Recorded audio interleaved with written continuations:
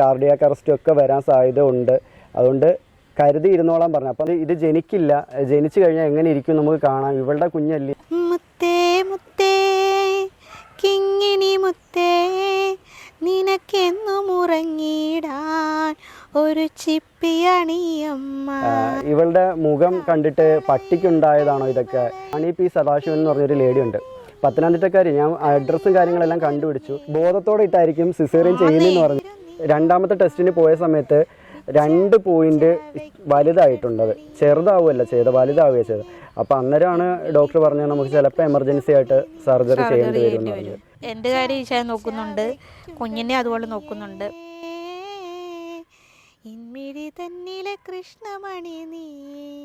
Hi hello, welcome to CVTV.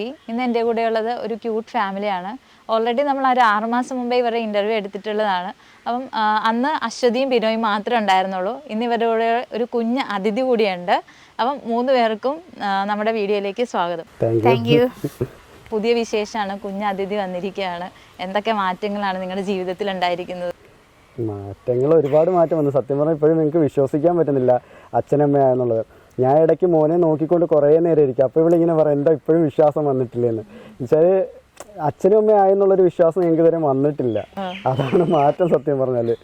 പിന്നെ എല്ലാം ദൈവത്തിൻ്റെ കൃപ, അതിലാണ് സത്യം പറഞ്ഞാൽ ഇരിക്കുന്നത്. കുഴപ്പമില്ലാതെ പോകുന്നു. ഭയങ്കര സന്തോഷം. എല്ലാരും പറയുന്ന ഡോറ ഡെലിവറിക്ക് മുമ്പുള്ളതിനേക്കാൾ സുന്ദരി ആയിട്ടുണ്ട്. വീഡിയോസിലൊക്കെ കാണുമ്പോഴാണെങ്കിലും ഡോറ നല്ല ഭംഗിയുണ്ടല്ലോ ഇപ്പൊ കാണാൻ. ഡെലിവറി ഒക്കെ കഴിഞ്ഞ ഒരു അമ്മയായതിന്റെ സന്തോഷമായിരിക്കും അല്ലേ? അതെ അതെ, പ്രത്യേകിച്ച് ഒന്നും ചെയ്തിരുന്നില്ല കേട്ടോ. എല്ലാരും ചോദിച്ചു ഏത് ക്രീമാ യൂസ് ചെയ്യുന്ന, അങ്ങനെയൊക്കെ സ്വാഭാവികമായിട്ട് വന്നു പോയതാണ്. അല്ല, ഇപ്പോഴെന്ന് വെച്ചാൽ നല്ല ഹാപ്പിയാണ്. അപ്പൊ അതിന്റെ ഒരു വ്യത്യാസം വരും എന്തായാലും നമുക്ക്. നേരത്തെ വെച്ചാൽ ഭയങ്കര ടെൻഷനായിരുന്നു. ഇപ്പം എങ്ങനെയാണ്, എത്ര മാസത്തിൽ പ്രസവിക്കും, അതുപോലെ തന്നെ എങ്ങനെയായിരിക്കും ബുദ്ധിമുട്ടും കാര്യങ്ങളും, അനസ്തേഷ്യ ആയിരുന്നതിന്റെ ബുദ്ധിമുട്ടൊക്കെ എങ്ങനെയായിരിക്കും എന്നുള്ള ടെൻഷനായിരുന്നു, ഭയങ്കര ടെൻഷനായിരുന്നു. ഇപ്പോഴെന്ന് വെച്ചാൽ മോൻ വന്നതിന് ശേഷം പിന്നെ അവനുമായിട്ടുള്ള കളിയും ചിരിയും തമാശ പറച്ചിലും എല്ലാം കൂടെ ആയപ്പോഴത്തേക്ക് നമുക്ക് ആ ഒരു മൈൻഡ് പോയി. കുഞ്ഞുമാവ വന്നതിന് ശേഷമുള്ള ലൈഫ്, ഉറക്കമൊക്കെ കിട്ടാറുണ്ടോ രാത്രിയിൽ? അതോ നിങ്ങൾ ഷിഫ്റ്റ് അടിച്ചിട്ടാണോ കുഞ്ഞിനെ നോക്കുന്ന ഡ്യൂട്ടി? മോനെ കൊണ്ട് നമ്മൾ ഇങ്ങോട്ട് കൊണ്ടുവന്ന സമയത്ത് ഷിഫ്റ്റ് ആയിരുന്നു. ഒരു ദിവസം ഞാനാണെങ്കിൽ അടുത്ത ദിവസം അവൾ, അങ്ങനെ മാറി തിരിഞ്ഞായിരുന്നു. പിന്നെ ആണെങ്കിൽ നമുക്ക് അങ്ങനെ ഒരിത് കിട്ടുന്നില്ല. കാരണം ഇവൻ എണീക്കുന്ന സമയത്ത് ഞാനും എണീക്കണം, പിന്നെ ഇവളും എണീക്കും. അപ്പം പിന്നെ വിചാരിച്ചു എന്നാ പിന്നെ അങ്ങനെ പോട്ടെന്ന് വിചാരിച്ചു. എനിക്ക് തനിയെ കട്ടിലേൽ പോയി എടുത്ത് കൊണ്ടുവരാൻ ബുദ്ധിമുട്ടുള്ളതുകൊണ്ട് കരയുമ്പോൾ ഇച്ചാൻ എനിക്ക് എടുത്തു തരും ഫീഡ് ചെയ്യാൻ വേണ്ടി. പിന്നെ ഞാൻ ഫീഡ് ചെയ്ത് കഴിഞ്ഞ് ആൾ ഉറങ്ങുമല്ലോ, ഉറങ്ങുമ്പോൾ തിരിച്ച് കട്ടിലോട്ട് കിടത്തുന്നതും ഇച്ചാൻ തന്നെ. അപ്പോൾ ഒരേ ലെവലിൽ ഉറക്കം പോകുന്നുണ്ട്. എപ്പോൾ കരഞ്ഞാലും ഇച്ചാൻ എഴുന്നേക്കും. ആദ്യം ചിലപ്പോൾ ഇച്ചാൻ എടി എഴുന്നേക്കെന്ന് പറയാം, അല്ലെങ്കിൽ ഞാനായിരിക്കും ചിലപ്പോൾ ഇച്ചായ കൊച്ചു കരഞ്ഞ് എഴുന്നേക്കും. അതുകൊണ്ട് ഇപ്പൊ 2 പേർക്കും ഒരേ രീതിയിലുള്ള ഇച്ചിരി സമയം കിട്ടുമ്പോൾ ഞങ്ങൾ കിടന്ന് ഉറങ്ങും. പകല് എനിക്ക് പകൽ ഉറങ്ങാൻ പറ്റുന്നില്ല, കിടക്കാൻ വെച്ചാൽ ഫുൾ. ഇവന് പകലെന്ന് വെച്ചാൽ അങ്ങനെ ഉറക്കമില്ല, പെട്ടെന്ന് എഴുന്നേക്കുന്നതുകൊണ്ട് അങ്ങനെ ഒരു ഉറക്കം കിട്ടുന്നില്ല. ഇടയ്ക്കെങ്ങാനും ഒന്ന് ഉറങ്ങിയെങ്കിലേ ഉള്ളൂ. കുഞ്ഞിന്റെ പേരെന്താണ് ഇട്ടിരിക്കുന്നത്? പേര് വെറൈറ്റി ആണ്. ഒരുപാട് പേര് പേര് നമ്മൾ പറഞ്ഞ സമയത്ത് കുറ്റമായിട്ടും നല്ല അഭിപ്രായം പറഞ്ഞ ആൾക്കാരുണ്ട്. മോൻ്റെ പേര് നമ്മൾ ഇട്ടെന്ന് വെച്ചാൽ ഗബ്രിയേൽ ഹനനിയാഹു എന്നാ. പിന്നെ സെബാസ്റ്റ്യൻ എന്നുള്ള എൻ്റെ പേരായതുകൊണ്ട് അതും കൂടെ എൻ്റെ കൂടെ ചേർത്തിട്ടുണ്ട്. എന്നുവെച്ചാൽ നമ്മൾ ആദ്യത്തെ നമുക്ക് അബോർഷനായി പോയ സമയത്ത് നമുക്ക് ഭയങ്കര സങ്കടവും വിഷമമൊക്കെ ആയിരുന്നു. പിന്നെ ഇവന് വന്ന സമയത്തും തുടക്കം തൊട്ടേ മൊത്തം പ്രശ്നങ്ങളും സങ്കടമൊക്കെ ആയിരുന്നു. അപ്പം ഞങ്ങൾക്കാണെങ്കിൽ ഇടുന്ന പേരിനൊരു അർത്ഥം ഉണ്ടാവണം എന്നൊരു ആഗ്രഹം ഉണ്ടായിരുന്നു. അപ്പം ഗബ്രിയേൽ എന്ന് വെച്ചാൽ പോരാളി എന്നാണ് പേരിൻ്റെ മീനിങ് വരുന്നത്. ഹനനിയാഹു എന്ന് വെച്ചാൽ ദൈവത്തിൻ്റെ ദാനം എന്നാണ്. അപ്പോൾ അത് രണ്ടും കൂടെ ചേർന്ന് കിടക്കട്ടെ എന്ന് വിചാരിച്ചിട്ട് രണ്ടും ഇട്ട്. ഗബ്രിയേൽ എന്ന് വെച്ചാൽ എൻ്റെ അപ്പാപ്പൻ്റെ പേരും കൂടാ, അച്ഛൻ്റെ പേരാണ് ഗബ്രിയേൽ എന്നുള്ളത്. അപ്പോൾ ആ ഒരു ഓർമ്മയ്ക്കും കൂടെ കിടക്കട്ടെ എന്ന് വിചാരിച്ചിട്ട് അങ്ങനെ അങ്ങ് ഇട്ട്. പിന്നെ നിക്നെയിമായിട്ട് വീട്ടിൽ ആ ഗബ്രിയേലിൻ്റെ ഷോർട്ട് ഫോം ആയിട്ട് ഗബ്രു എന്നാണ് വിളിക്കുന്നത്. വിളിയൊക്കെ കേൾക്കാൻ ശ്രദ്ധിക്കാൻ തുടങ്ങിയിട്ടുണ്ട്. ഇപ്പൊ എത്ര മന്തായി? 3 മന്ത്. ഈ വരുന്ന ജൂലൈ 8-ാം തീയതി ആകുമ്പോഴത്തേനും 3 മാസമാവും. ഇഞ്ചക്ഷൻ ഒക്കെ എടുത്തിരിക്കുകയാണല്ലോ. എങ്ങനെയാ ഡെലിവറിയിൽ ഒരുപാട് സ്ട്രഗിൾ ചെയ്തിട്ടുണ്ടല്ലോ, എങ്ങനെയായിരുന്നു ആ ജേർണി? ഡെലിവറി ടൈമിൽ കറക്റ്റ് ഡോക്ടർ പറഞ്ഞ ഡേറ്റിൽ തന്നെയാണോ അഡ്മിറ്റ് ആയത്? അഡ്മിറ്റ് ആയത് അങ്ങനെയല്ല. എനിക്ക് ഈ പറഞ്ഞാൽ ഏപ്രിൽ 28 ഡേറ്റ്, സ്കാനിങ് ഡേറ്റ് പറഞ്ഞിട്ടുണ്ടായിരുന്നേ. അത് കഴിഞ്ഞിട്ട് ഒരു ഏപ്രിൽ 2-ാം തീയതി ആയപ്പോൾ തന്നെ എനിക്ക് പെയിൻ, അടിവയറിന് ചെറിയ പെയിൻ വന്നപ്പോൾ തന്നെ റിസ്ക് എടുക്കണ്ടല്ലോ എന്ന് കരുതി ജസ്റ്റ് ഹോസ്പിറ്റലിൽ പോയി. അത് ഒരു ഇതുള്ളത് കൊണ്ട് ഓൾറെഡി പാക്ക് ചെയ്ത് വെച്ച് ഡ്രസ്സൊക്കെ ആയിട്ടാണ് പോയത്. അതുകൊണ്ട് അവിടെ ചെന്നപ്പോഴത്തേനും ലേബർ റൂമിൽ കയറ്റി അവിടെ ഒരു ഒബ്സർവേഷനിൽ കിടത്തി. പിന്നെ വേദന മാറിയെങ്കിലും പിന്നെ വാർഡിലേക്ക് മാറ്റി. അങ്ങനെ 2-3 ദിവസം അവിടെ കിടന്നു. പിന്നെ സ്കാൻ ചെയ്തിട്ട് പേനമാണെങ്കിലും സ്കാൻ റിപ്പോർട്ട് കണ്ടിട്ട് ഡിസ്ചാർജ് ചെയ്യാമെന്ന് പറഞ്ഞ്. അങ്ങനെ സ്കാൻ ചെയ്തപ്പോഴത്തേനും ചെറുതായിട്ട് വെള്ളത്തിൻ്റെ അംശം കുറവുണ്ടെന്ന് പറഞ്ഞു. പിന്നെ 9 മന്ത് സ്റ്റാർട്ട് ചെയ്തായിരുന്നു. അപ്പോഴത്തേനും ഡോക്ടർ പറഞ്ഞ ആ ടൈമിലായിരുന്നോ ഡെലിവറി നടന്നതൊക്കെ? ഇല്ല, ഏപ്രിൽ 28-നായിരുന്നു ഡേറ്റ് പറഞ്ഞിരിക്കുന്നത്. ഏപ്രിൽ 2-ാം തീയതി ആയപ്പോൾ തന്നെ വേദന വന്നിട്ട് അങ്ങനെ പോയി അഡ്മിറ്റാക്കി. പിന്നെ സ്കാൻ ചെയ്തിട്ട് റിപ്പോർട്ട് കണ്ടിട്ട് വിടാമെന്ന് പറഞ്ഞ്. അങ്ങനെ സ്കാൻ ചെയ്തപ്പോൾ ചെറിയൊരു വെള്ളത്തിൻ്റെ അംശം കുറവുണ്ടെന്ന് പറഞ്ഞു. അപ്പോഴത്തേനും പെട്ടെന്ന് തന്നെ പറഞ്ഞു തിങ്കളാഴ്ച സർജറി ചെയ്തേക്കാന്ന്. അല്ല, വെള്ളത്തിന്റെ കുറവുണ്ടായി മാത്രമല്ല, സ്കാൻ റിപ്പോർട്ടിൽ മോന് ബ്ലഡിൽ ഒരു വേരിയേഷൻ കാണിച്ച രക്തോട്ടം വേരിയേഷനിലാണ്, അതിലെന്തോ ഒരു പ്രശ്നം കാണിച്ച്.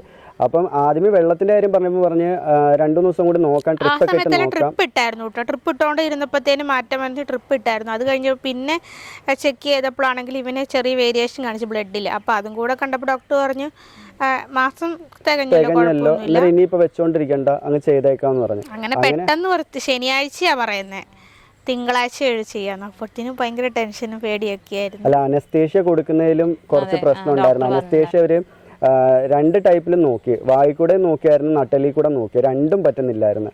അപ്പോൾ അതിൻ്റെ കുറച്ച് ടെൻഷൻ ഉണ്ടായിരുന്നു. പിന്നെ വെച്ചാൽ ഇവർക്ക് ഏകദേശം ഒരു 64 മെഡിസിനോളം അലർജി ഉണ്ട്. അപ്പം അതിന്റെ ഒന്നും കണ്ടന്റ് പറ്റത്തില്ല. അനസ്തേഷ്യ അതെല്ലാം കുത്തിവെച്ച് ടെസ്റ്റ് ചെയ്തിട്ടുണ്ടായിരുന്നു. ഓൾറെഡി നമ്മൾ നേരത്തെ ചെയ്തായിരുന്നു. അത് ഇവിടെ കൊല്ലത്ത് കരുനാപ്പള്ളി ആ ഒരു പ്രത്യേക ഹോസ്പിറ്റലുണ്ട്, അവിടെ പോയി എല്ലാം ചെയ്തായിരുന്നു. അപ്പോൾ അതിൽ തന്നെ ഈ പെയിൻ കില്ലേഴ്സൊക്കെ അലർജി ഉണ്ട്, അതുപോലെ അനസ്തേഷ്യയുടെ മരുന്ന് തന്നെ അലർജി ഉണ്ട്. അപ്പോൾ അതുകൊണ്ട് അതിന് ഒരുപാട് ഡോക്ടേഴ്സും ഞാനും ഉൾപ്പെടെ ഏറ്റവും പേടിച്ച അതാ.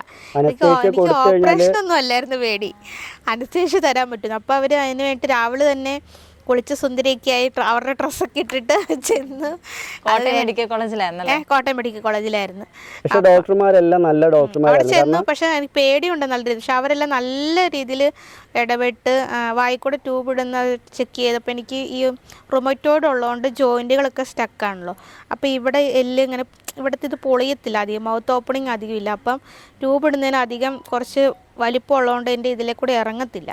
അപ്പോൾ അത് നോക്കി. അത് പക്ഷേ നട്ടലിന് ഹൈറ്റ് കുറവുള്ളതുകൊണ്ട് അതിൻ്റെ സൈസൊക്കെ അവർ നോക്കി. എന്നിട്ട് അപ്പത്തേനും പേടിയായി, ഇവർ അങ്ങോട്ടും ഇങ്ങോട്ടെല്ലാം നടക്കുന്നു. അല്ല, അതിന് മുൻപേ തലേ ദിവസം എന്നെ വിളിച്ചിട്ട് പറഞ്ഞ് ഇതുപോലെ അനസ്തേഷ്യ കൊടുക്കുമ്പം എന്ത് വേണേലും സംഭവിക്കാം, ICU ഒക്കെ ഉണ്ട്, പക്ഷേ എങ്കിലും ശരി തന്നെ ചിലപ്പം എന്തെങ്കിലും സംഭവിച്ചു കഴിഞ്ഞാൽ എന്തിനു വേണമെങ്കിലും കരുതിയിരുന്നോണം, തയ്യാറായിരുന്നോണം. അനസ്തേഷ്യയുടെ മെഡിസിനും അലർജിയാണ്. അപ്പോൾ നമ്മൾ റിസ്ക് എടുത്താൽ റിസ്ക് എടുക്കാതെ ചെയ്യാൻ പറ്റത്തില്ല. അപ്പോൾ റിസ്ക് എടുത്ത് ചെയ്യുവാണ്, ചിലപ്പം കാർഡിയാക് അറസ്റ്റും ഒക്കെ വരാൻ സാധ്യത ഉണ്ട്. അതുകൊണ്ട് കരുതി ഇരുന്നോളാൻ പറഞ്ഞു. അപ്പോൾ നമുക്ക് അതും കൂടെ കേട്ടപ്പം നല്ല ടെൻഷനായി. അല്ല, ഓൾറെഡി ഇവളുടെ അടുത്ത് വന്നിട്ട് ഏതൊരു ഡോക്ടർ പറഞ്ഞിട്ടുണ്ടായിരുന്നു, എന്തോ അനസ്തേഷ്യ കൊടുക്കുമ്പോൾ പ്രശ്നമുണ്ട്, പേടിക്കേണ്ട, ശരിയായിക്കോളും ഇവളുടെ അടുത്ത് ഓൾറെഡി പറഞ്ഞിട്ടുണ്ടായിരുന്നു. പിന്നെ അമ്മേനെയും വിളിച്ച് സംസാരിച്ചിട്ടുണ്ടായിരുന്നു. അപ്പോൾ അമ്മയ്ക്കാണെങ്കിൽ ഇച്ചിരി കേൾവിയുടെ ഒരു കുറവുണ്ട്. അപ്പോൾ അതുകൊണ്ട് അമ്മയ്ക്ക് കറക്റ്റായിട്ടൊന്നും മനസ്സിലായില്ല. അപ്പോൾ അമ്മ നമ്മളെ തന്നെ വിളിച്ചിട്ട് പറഞ്ഞിട്ടുണ്ടായിരുന്നു അമ്മയ്ക്ക് പലതും മനസ്സിലായിട്ടില്ല. പിന്നെ അമ്മ കേട്ട പലതും വേറെ തെറ്റായിട്ട് അമ്മ കേട്ടത്. അങ്ങനെ ഞാൻ പോയി സംസാരിച്ചത്, എന്നെ കാണുന്ന പറഞ്ഞ് വിളിച്ചിട്ട് പോയി സംസാരിച്ചത്. അപ്പോൾ സംസാരിച്ചപ്പോൾ ഇങ്ങനെയും കൂടി പറഞ്ഞപ്പോഴത്തേക്ക് നമുക്ക് നല്ല ടെൻഷനായി, പേടിയായിപ്പോയി. ഈ ഡെലിവറി ഇത് കഴിഞ്ഞ് കുഞ്ഞിനെ ഇവിടെ കൈ കിട്ടുന്നവരെ ഞങ്ങൾ സത്യം പറഞ്ഞാൽ ഉരുകി ഇരിക്കുവായിരുന്നു. കുഞ്ഞിനെ കൊടുത്തല്ലോ ഇവരുടെ കയ്യില്. അപ്പൊ ഇവരാദ്യം ചോദിച്ചത് ഇവള് 9:15 കയറ്റി. 9:15 കയറ്റിയിൽ ഏറ്റവും കൂടുതൽ ടൈം സ്പെൻഡ് ചെയ്തതിൽ അനസ്തേഷ്യ റൂമിലായിരുന്നു. എങ്ങനെ തരാൻ പറ്റും എന്നുള്ള ആ ഒരു ഡിസ്കഷനും കാര്യങ്ങളും ഓരോ ഡോക്ടേഴ്സ് വന്നും പോയി ചെക്ക് ചെയ്തു. പിന്നെ ഇവനുണ്ടായത് കറക്റ്റ് 11:33 ആയപ്പോൾ ആള് പുറത്ത് വന്നു. അപ്പത്തേനും അതുപോലെ ഫുള്ള് മയക്കിയിട്ടായിരിക്കും ചിലപ്പോൾ ചെയ്യുന്നതെന്ന് പറഞ്ഞായിരുന്നു ലിച്ച. അതല്ലെങ്കിൽ ഒന്നെങ്കിൽ ഫുള്ള് മയക്കും, അതല്ലെങ്കിൽ അപ്പം 11:15 കേട്ടിട്ട് 11:15 11:15 ഇവളെ ഇറക്കിയതാണ്ട് 1 മണി എങ്ങാണ്ട് അടുപ്പിച്ച ഇവളെ ഇറക്കിയത്. കുഞ്ഞിനെ നമുക്ക് എൻ്റെ കയ്യിൽ കുഞ്ഞിനെ 11:55 ആയപ്പോഴത്തേക്ക് കുഞ്ഞിനെ എൻ്റെ കയ്യിൽ കിട്ടിയായിരുന്നു. അത് കഴിഞ്ഞ് ഞങ്ങൾ ഇവളെ കുറിച്ച് ഫസ്റ്റ് നമ്മൾ തിരക്കുന്നത് പറഞ്ഞില്ല, കുഴപ്പമില്ലാതിരിക്കുന്നു, സുഖമായിട്ടിരിക്കുന്നു എന്ന് പറഞ്ഞു. അത് കേട്ടപ്പോഴും സത്യം പറഞ്ഞ സമാധാനം. എനിക്ക് നട്ടലിൽ തന്നെ ആട്ടോ ഇഞ്ചക്ഷൻ തന്നത്. അതിൻ്റെ ഡോസും കാര്യങ്ങളൊക്കെ കുറച്ച് സാധാരണ ആൾക്കാരും കുറച്ചാന്നുള്ളൂ. അപ്പോൾ അത് തന്ന് ഞാൻ നടന്നൊക്കെ ആട്ടോ ഓപ്പറേഷൻ തിയേറ്ററിലോട്ട് പോയത്. ഞാൻ ഭയങ്കര വലിയ സംഭവം, ഭയങ്കരമായിട്ട് ടെൻഷനൊക്കെ അടിച്ച്. അനസ്തേഷ്യ റൂമിൻ്റെ തൊട്ടടുത്ത് തന്നെ. അപ്പം 2 ഡോക്ടേഴ്സ് അപ്പുറം ഇപ്പുറം ഉണ്ടായിരുന്നു. തന്നെ കയറി പോയി കിടന്നു, എന്നെ പേടിക്കുന്നു. അപ്പോൾ ഇവരാണെങ്കിലേ അതിനകത്തോട്ട് കയറി ഭയങ്കര വെട്ടമൊക്കെ തെളിച്ചിട്ടേ അങ്ങോട്ടും ഓടുന്നു ഇങ്ങോട്ടും ഓടുന്നു അങ്ങോട്ടും. ഞാൻ പറഞ്ഞു നിങ്ങൾ ഈ കാണിക്കുന്നത് കാണുമ്പോൾ എനിക്ക് പേടിയാണ്. പേടിക്കണമെന്നില്ലേ, ഓപ്പറേഷൻ തിയേറ്റർ അല്ലേ, ഇവിടെ ഇങ്ങനെയൊക്കെയാണെന്ന് പറഞ്ഞു. അല്ല, അത് വേറൊരു വിറ്റെന്ന് വെച്ചാൽ ഞാൻ പറഞ്ഞില്ലേ ഇവളുടെ അടുത്ത് അമ്മയുടെ അടുത്ത് ഒരു ഡോക്ടർ സംസാരിച്ചിട്ടുണ്ടായിരുന്നു. അപ്പോൾ ആ ഡോക്ടറെ കണ്ട് പറഞ്ഞ് മയക്കാതെ ബോധത്തോടെ ഇട്ടായിരിക്കും സിസേറിയൻ ചെയ്യുന്നതെന്ന് പറഞ്ഞു. അപ്പോഴത്തെ ഇവളും അമ്മയൊക്കെ ഭയങ്കര ടെൻഷനായി. അപ്പം ഞാൻ ഈ സംസാരിച്ച സമയത്ത് ഡോക്ടറോട് ഞാൻ ചോദിച്ചു, സാധാരണേനേക്കാൾ ഒരുപാട് ചിലപ്പോൾ വേദന സഹിക്കേണ്ടി വരും, റിസ്ക് എടുത്താന്നൊക്കെ എൻ്റെ അടുത്ത് പറഞ്ഞു. അപ്പം ഞാൻ സംസാരിച്ചപ്പോഴും ഡോക്ടർ പറഞ്ഞില്ല അങ്ങനെയൊന്നുമില്ല, അനസ്തേഷ്യ നമ്മൾ കൊടുക്കും, അനസ്തേഷ്യ കൊടുക്കുന്നതിലാണ് റിസ്ക്, അത് കൊടുത്ത് നമ്മൾ ചെയ്യത്തുള്ളൂ, എന്തായാലും ബോധത്തോടിട്ട് ചെയ്യത്തില്ല എന്ന് പറഞ്ഞു. അപ്പം ഈ പുള്ളിക്കാരി എന്ന് വെച്ചാൽ ഇത് കേട്ടപ്പോൾ തൊട്ട് ടെൻഷൻ അടിച്ചിരിക്കുമായിരുന്നു. അപ്പം അതിനകത്ത് കയറുമ്പോഴും ഞാൻ തിരിച്ചു വരുമോ, എനിക്കൊരു കുഴപ്പം ഉണ്ടാവത്തില്ല, ഇങ്ങനെയൊക്കെ ചോദിച്ചിട്ട് കയറുന്നു. അപ്പം ഞാൻ വഴക്ക് പറഞ്ഞാൽ കയറ്റിയോ, അങ്ങനെയൊന്നും വിചാരിക്കേണ്ട, പേടിക്കാതെ കയറിയാൽ മതി, ഒരു കുഴപ്പം ഉണ്ടാവത്തില്ലെന്ന് പറഞ്ഞിട്ട് അങ്ങനെ കയറി. പക്ഷെ പകുതി മയക്കുള്ളൂ, ഞാൻ എല്ലാം അറിയുന്നൊക്കെ ഉണ്ടായിരുന്നു. കുഞ്ഞ് കരഞ്ഞപ്പോൾ എൻ്റെ അടുത്ത് ഡോക്ടർ ചോദിച്ചു, അശ്വതി കുഞ്ഞ് കരഞ്ഞ് കേട്ടപ്പോൾ ആദ്യമേ ഞാൻ ചോദിച്ചത് എന്ത് കുഞ്ഞാ, അപ്പോൾ ആൺകുഞ്ഞ്. അപ്പോൾ ഞാൻ പറഞ്ഞു ഇച്ചായൻ്റെ ആഗ്രഹം ഞാൻ സാധിച്ചു കൊടുത്തു, ഇച്ചായൻ ആൺകുട്ടിയായിരിക്കും എന്ന് പറഞ്ഞായിരുന്നു. അല്ല, രണ്ടാണെങ്കിലും നമുക്ക് ഓക്കെയാണ്. പക്ഷേ ഞാൻ കൂടുതലും ആൺകുട്ടി ആഗ്രഹിച്ചാൽ ഇവക്ക് ഈ ഒരു ബുദ്ധിമുട്ടും കാര്യങ്ങളൊക്കെ ഉണ്ട്. അപ്പം നാളെ സമയത്ത് ഞാൻ അങ്ങനെ മുന്നോട്ട് കുറച്ച് ചിന്തിച്ച് എനിക്ക് എന്തെങ്കിലും ഒന്ന് സംഭവിച്ചു കഴിഞ്ഞാൽ നോക്കാൻ ഒരാൾ കൂടെ ഉണ്ടാവണമല്ലോ. പെൺകുട്ടികളാണെങ്കിലും നോക്കില്ല എന്ന് പറയുന്നില്ല, പക്ഷേ അവർക്കും ഒരു ഭാവിയുണ്ട്. എന്നും അമ്മയെ നോക്കി നിൽക്കാൻ അങ്ങനെ പറ്റില്ലല്ലോ. ഇപ്പം മക്കൾ വളർന്നു ഏത് രീതിയിലാണ് നമ്മൾ നോക്കുന്നതെന്ന് പറയാൻ പറ്റില്ല. പക്ഷേ എങ്കിലും എൻ്റെ മൈൻഡിലെന്ന് വെച്ചാൽ ആൺകുട്ടിയാണെങ്കിൽ കുറച്ചുകൂടെ അവർക്കൊരു സഹായമായിട്ട് നിൽക്കുമല്ലോ. ഇപ്പം എനിക്ക് എന്തെങ്കിലും നാളെ സമയത്ത് സംഭവിച്ചാലും കൂടെ ഒരാൾ കാണുമല്ലോ, ആ ഒരു വിഷയം. അങ്ങനെയാണ് കൂടുതൽ നമ്മൾ ആൺകുട്ടി ആഗ്രഹിച്ചത്. പക്ഷെ നമ്മൾ രണ്ട് പേർക്കുള്ള പേര് നമ്മൾ കണ്ടുവച്ചായിരുന്നു. പിന്നെ ഇവള് വീട്ടിൽ പോയ സമയത്ത് നാത്തൂനും അവിടെ ഉള്ളവരെല്ലാം പറഞ്ഞു പെൺകുട്ടിയാണെന്ന് പറഞ്ഞു. അപ്പം എൻ്റെ അമ്മയ്ക്കും ആഗ്രഹം പെൺകുട്ടി ആവണമെന്നായിരുന്നു. അപ്പം എല്ലാവരും പറഞ്ഞു പെൺകുട്ടിയാണെന്ന് പറഞ്ഞപ്പം സത്യത്തിൽ അന്നേരം പേരൊക്കെ നമ്മൾ പിന്നെ പെൺകുട്ടിയുടെ പേരാണ് കണ്ടുപിടിച്ചത്. ആൺകുട്ടിക്കുള്ള പേര് നമ്മൾ അങ്ങനെ കണ്ടില്ല. അപ്പാപ്പൻ്റെ പേര് നമ്മൾ എന്തായാലും നോക്കി വെച്ചേക്കുമായിരുന്നു. അപ്പോൾ അതും ഇടാം. പിന്നെ ഹനന്യാവും ഉണ്ട്, ആൺകുട്ടിയാണെങ്കിൽ അങ്ങനെ ഇടാം.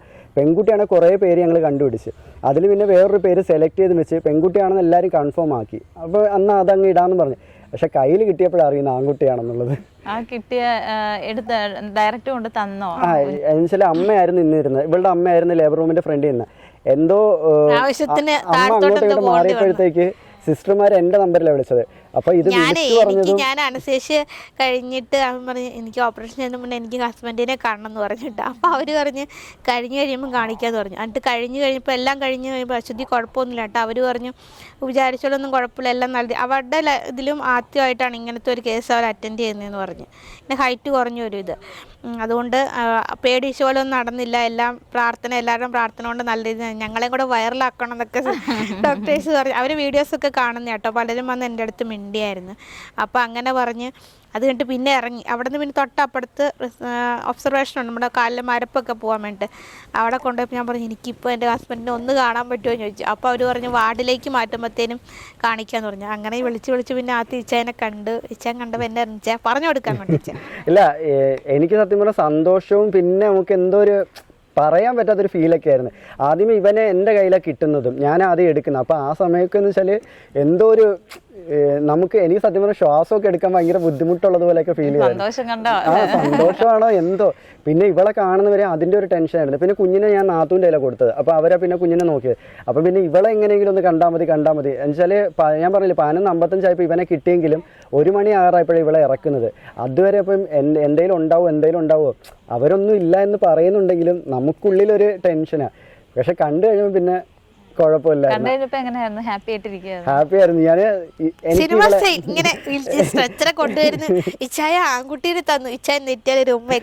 ഇല്ല, ഞാൻ ഇവളെ അങ്ങനെ പബ്ലിക്കായിട്ടൊന്നും കിസ് ചെയ്തിട്ടില്ല. ഇവള് തന്നെ 7ാം മാസത്തിൽ ഞങ്ങൾ അവിടെ പോയിട്ട് തിരിച്ചു വരുന്ന സമയത്ത് എൻ്റെ അടുത്ത് ചോദിച്ചു ഒരു ഉമ്മ വരുമോന്നൊക്കെ ചോദിച്ചായിരുന്നു. അപ്പം ഞാൻ കൊടുത്തിട്ടില്ല, ഓർമ്മയില്ലേ സ്കൂളിൽ. അപ്പം ഞാൻ കൊടുത്തിട്ടില്ലായിരുന്നു. പക്ഷെ എനിക്ക് ആ സമയത്ത് വെച്ചാൽ വല്ലാത്തൊരു ഫീലിങ്സ് ആയിരുന്നു. അപ്പൊ എല്ലാരും ഇങ്ങനെ നിപ്പോണ്ട് ചുറ്റിലും ആ സമയത്ത് ഓടിപ്പോയി ഉമ്മ കൊടുക്കുന്നത്. മറ്റേ പാട്ട് കാണാൻ പറ്റിയില്ല. അല്ല, സത്യം ആ സമയത്ത് വെച്ചാല് നമ്മുടെ ഫീലിങ്സ് ഒക്കെ വേറൊരു രീതിയിലായിരിക്കും. എന്തോ പറയാൻ പറ്റുന്നില്ല ആ സമയത്തുള്ള ഒരു ഇത്, സന്തോഷവും സങ്കടവും പിന്നെ ആ സമയത്ത് ഒരുപാട് ടെൻഷൻ അടിച്ചായിരുന്നു, ഒത്തിരി ടെൻഷൻ അടിച്ചായിരുന്നു. അപ്പം ആ ടെൻഷൻ അടിച്ചിരുന്ന സമയത്ത് അങ്ങനെയൊന്നും സംഭവിച്ചില്ല. നമ്മൾ വിചാരിച്ചതിനേക്കാളും നല്ല രീതിയിൽ കാര്യങ്ങൾ നടന്നു എന്ന് അറിഞ്ഞപ്പോഴത്തേക്ക് അതൊരു വല്ലാത്ത ഫീലായിരുന്നു. പിന്നീട് എത്ര ദിവസം ഉണ്ടായിരുന്നു ഹോസ്പിറ്റലിലും? ഹോസ്പിറ്റലിൽ ഇവള് 5-ാമത്തെ ദിവസം ഡിസ്ചാർജ് ആയായിരുന്നു. പക്ഷെ മോന് ഈ ഒരു കുഴപ്പമുള്ളത് കൊണ്ട് നമ്മൾ ഏകദേശം 15 ദിവസത്തോളം കിടന്നില്ലേ, 15 ദിവസത്തോളം കിടന്നിട്ടുണ്ടായിരുന്നു ഹോസ്പിറ്റലിൽ. ആദ്യത്തെ ദിവസം തന്നെ അറിഞ്ഞായിരുന്നു ഇങ്ങനെ ഹോൾ? ഇല്ല, 3-ാമത്തെ ദിവസം അറിഞ്ഞത്. 4 ദിവസം കഴിഞ്ഞ ഡോക്ടറിനൊക്കെ പറയുമായിരുന്നു നിർത്താതെ കരഞ്ഞോ? അങ്ങനെ ഇല്ല, കരച്ചിലല്ല, കരയുമ്പോ സൗണ്ട് കുറവായിരുന്നു. മറ്റേ അവിടെ എല്ലാം പിള്ളേരെല്ലാം ഭയങ്കര കരച്ചില്ല. പിന്നെ അതുപോലെ വെയിറ്റ് കുറയുമായിരുന്നു, നല്ല രീതിയിൽ വെയിറ്റ് കുറയും. പിന്നെ പീഡിയാട്രീഷ്യൻ വന്നിട്ട് അവരുടേതായിട്ടുള്ള രീതിയിൽ എന്തൊക്കെയോ ചുമ്മാ നോർമലായിട്ടുള്ള എന്തൊക്കെയോ ടെസ്റ്റ് ചെയ്ത്, അപ്പോൾ ഇപ്പം ഞെട്ടുന്നൊന്നുമില്ല, ഇങ്ങനെ ഇടുന്ന സമയത്ത് ഞെട്ടലോ അങ്ങനെയുള്ള കാര്യങ്ങളൊന്നുമില്ല. അപ്പം പറഞ്ഞ് ചിലപ്പം ഹോള് കാണാൻ സാധ്യത ഉണ്ട്, ഒന്ന് കാർഡിയോളജി കാണിച്ചേക്കാൻ പറഞ്ഞു. അപ്പം അങ്ങനെ പറഞ്ഞിട്ട് ഞങ്ങൾക്ക് വിശ്വാസമാവുന്നില്ല, കുഴപ്പമൊന്നുമില്ല. ചെന്ന് കാണും. അപ്പോഴും അഡ്മിറ്റ് തന്നെ തൊട്ടപ്പുറത്ത് ഹോസ്പിറ്റലിൽ. അപ്പോഴും ഇച്ചാൻ കയറുന്നതിന് മുമ്പേ പറഞ്ഞേ അങ്ങനെ ഒന്നുമില്ല, തോന്നുന്നതായിരിക്കും എന്ന് പറഞ്ഞു. പക്ഷെ കയറി കഴിഞ്ഞപ്പോഴത്തേനും എക്കോ എടുത്ത് കണ്ടപ്പോഴത്തേനും 2 എണ്ണം ഉണ്ടെന്ന് പറഞ്ഞ് ഞങ്ങളെ കാണിച്ചൊക്കെ തന്ന്. അപ്പോഴത്തെ അവസ്ഥ ഞാൻ ഭയങ്കര കരച്ചിലായിരുന്നു. നമ്മൾ പ്രതീക്ഷിച്ചില്ല. ഒന്നാമതേ ഇവൻ ജനിച്ച അന്ന് തൊട്ടേ ഒരുപാട് പ്രശ്നം ഉണ്ടായി.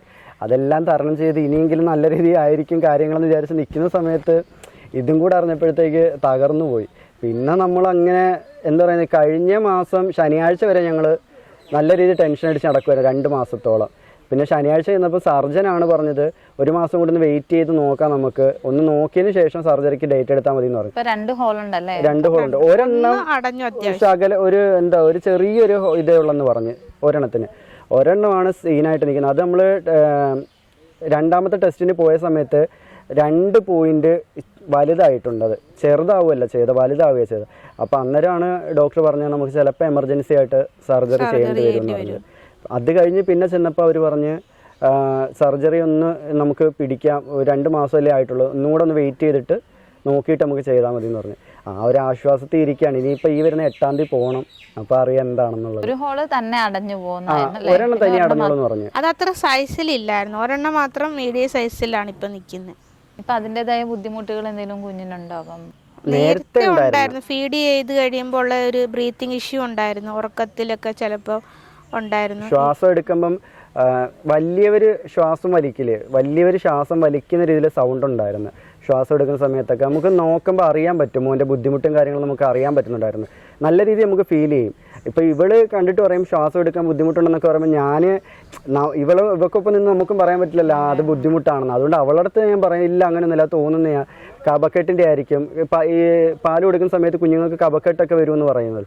അപ്പോൾ ഞാൻ പറഞ്ഞു കഫക്കെട്ടിൻ്റെ ആയിരിക്കും, കുഴപ്പമില്ലെന്ന് പറഞ്ഞ് സമാധാനിപ്പിച്ച്. ഹോസ്പിറ്റലിൽ ചെന്നപ്പോഴാണ് പറയുന്നത് എമർജൻസി ആയിട്ട് സർജറി ചെയ്യണം, വലുതാണെന്നൊക്കെ പറഞ്ഞത്. അപ്പോഴത്തേ പിന്നെ മൊത്തം തകർന്നു പോയി കഴിഞ്ഞു. ആ കോട്ടയത്ത് തന്നെയാണ് കാണിക്കുന്നത്. നമ്മൾ കോട്ടയത്ത് പോണതിന് മുമ്പേ ഇവിടെ അടുത്തൊരു താലൂക്ക് ഹോസ്പിറ്റൽ ഉണ്ട്. അപ്പോൾ അവിടെ ഇവനെ കുത്തിവയ്പ്പ് എടുക്കാൻ പോയായിരുന്നു. കുത്തിവയ്പ്പ് എടുക്കാൻ ചെന്നപ്പോൾ അവരിങ്ങനെ ടെസ്റ്റ് ചെയ്തിട്ട് പറഞ്ഞ് ഇതുണ്ട്, ഹോളുണ്ട്, അടഞ്ഞിട്ടില്ല ഹോൾ ഇതുവരെ, ഹോള് നമുക്ക് അതിൻ്റെ ഇത് അറിയാൻ പറ്റുന്നുണ്ടെന്ന് പറഞ്ഞു. പിന്നെ നമ്മൾ വീണ്ടും കോട്ടയം കൊണ്ടുവന്നിട്ട് എക്കോ എടുത്തപ്പോഴാണ് വലിപ്പം ഉണ്ടെന്നുള്ള അറിയുന്നത്. അല്ലാണ്ട് കുഞ്ഞിന് പാലൊക്കെ കുടിക്കുന്നുണ്ട്? ഇപ്പൊ പാല് കുടിക്കുന്നുണ്ട്. ഇപ്പം മോനൊരു പമ്പിങ് കുറയാനുള്ള ഒരു മെഡിസിൻ കൊടുത്തിട്ടുണ്ട്. അപ്പോൾ അത് കൊടുത്തതിന് ശേഷം മാറ്റം വന്നത്. ഇപ്പം പാല് കുടിക്കുമ്പോൾ കുഴപ്പമില്ല. പിന്നെ ഉറങ്ങുമ്പോഴൊന്നും അങ്ങനെ ബുദ്ധിമുട്ട് ഇപ്പം നമുക്ക് കാണാൻ പറ്റുന്നില്ല. നേരത്തെ വെച്ചാൽ അങ്ങനെയല്ല, ഉറങ്ങുമ്പോഴേക്കെന്ന് വെച്ചാൽ ശ്വാസം വലിക്കുമ്പോൾ നല്ല രീതിയിൽ വലിക്കുമായിരുന്നു. ഇപ്പം പിന്നെ അങ്ങനെയുള്ള ബുദ്ധിമുട്ടില്ല. എന്തായാലും തലയൊക്കെ നമ്മൾ പൊക്കി കൊടുക്കണമായിരുന്നു ഉറങ്ങുന്ന സമയത്ത്. ഞങ്ങൾ അന്നേരം മോനെ കിടത്താൻ വേണ്ടി മാത്രം ഒരു ചെറിയൊരു മെത്ത നമ്മൾ വാങ്ങിച്ചായിരുന്നു. എന്നിട്ട് അതിങ്ങനെ പൊക്കി വെച്ചേപ്പോണ്ടായിരുന്നു, തല ഇങ്ങനെ പൊങ്ങിയിരിക്കുകയും ബോഡി ഇങ്ങനെ താഴ്ന്നിരിക്കാനും വേണ്ടിയിട്ട്. അതിലേക്കാണ് കിടത്തിക്കൊണ്ടിരുന്നത്. ഇപ്പം പിന്നെ നമുക്ക് കട്ടിലയിൽ നോർമലി കിടത്താൻ പറ്റുന്നുണ്ട്, കുഴപ്പമില്ല. കട്ടിലെ കിടന്ന കൂടുതൽ ആൾ ഉറങ്ങുന്നത്. എങ്ങനെയാണ് ബിനോയ് ശരിക്കും അച്ഛൻ്റെ റോള്? അത് ഞാൻ എപ്പോഴും പറയാറുണ്ട്. വെച്ചാൽ എനിക്ക് എടുക്കാൻ പറ്റാത്ത അങ്ങനെയൊക്കെ വരുമ്പോൾ എന്നെ ആയാലും നേരത്തെ തന്നെ ഞാൻ ഇങ്ങോട്ടേക്ക് വന്നായിരുന്നു. അപ്പോൾ അതുകൊണ്ട് തന്നെ എനിക്ക് വേദനയും കാര്യങ്ങളും നടക്കാനുള്ള ബുദ്ധിമുട്ട്. പിന്നെ എനിക്കിപ്പം റൊമറ്റോയിഡ് പിന്നെ സ്റ്റാർട്ട് ചെയ്ത് കാലിനൊക്കെ ഒട്ടും എനിക്ക് അങ്ങോട്ട് നടക്കാൻ പറ്റുന്നില്ല. കയറി ഇറങ്ങി ഒന്നും നടക്കാൻ പറ്റുന്നില്ല. അപ്പം അത്രയും വേദന ഇപ്പം എനിക്കുണ്ട് ബോഡിക്ക്. അപ്പോൾ അതുകൊണ്ട് അതും എൻ്റെ കാര്യം ഈശാൻ നോക്കുന്നുണ്ട്, കുഞ്ഞിനെ അതുപോലെ നോക്കുന്നുണ്ട്. പിന്നെ ഇവിടെ അമ്മയും പിള്ളേരൊക്കെ ഉള്ളതുകൊണ്ട് കുഴപ്പമില്ല. ഇച്ചാന് നേരത്തെ തൊട്ടേ നല്ല കെയറിങ് ആണ്. ഇപ്പോൾ കുഞ്ഞും കൂടെ വന്നപ്പോൾ കുറച്ചുകൂടെ കൂടുതലാണ്. എന്നെക്കാളും കൂടുതൽ നോക്കുന്നത് അവളാ കുഞ്ഞിനെ. ഞാൻ കൂടുതൽ നോക്കുന്ന അവളുടെ കാര്യങ്ങളാണ് എന്നെക്കാളും കൂടുതൽ. പിന്നെ ഞാൻ പറഞ്ഞതുപോലെ രാത്രി മോനെ കിടത്തുന്ന എൻ്റെ സൈഡില്ല. ഇവക്ക് എഴുന്നേക്കാനൊക്കെ ബുദ്ധിമുട്ടുള്ളതുകൊണ്ട് രാത്രിയിലും വെളുപ്പിനൊക്കെ എനിക്ക് നല്ല വേദന കൂടുതലുള്ള ടൈം.